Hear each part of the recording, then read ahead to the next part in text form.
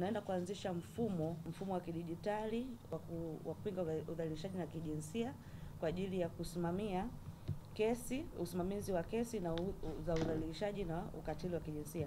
Mfumo huu utatusaidia, ni mfumo jumuishi, utatusaidia katika kuhakikisha kwamba taarifa zote zinazotoka kwenye upande wa gender desk, upande wa one stop centers, upande wa hospitali, zote zinakuwa jumuishi na zinaweza kusomwa na Wizara ya Maendeleo ya Jamii na kuweza pia kufuatilia katika hatua zinazofuata.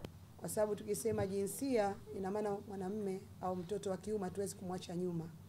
Kwa hiyo upande huo wa ukatili dhidi ya masuala ya unyanyasaji wa kijinsia, lakini pia tutaangalia masuala mazima ya hifadhi ya mtoto, masuala ya malezi na makuzi ya awali ya mtoto, yani ECD, Early Childhood Development, na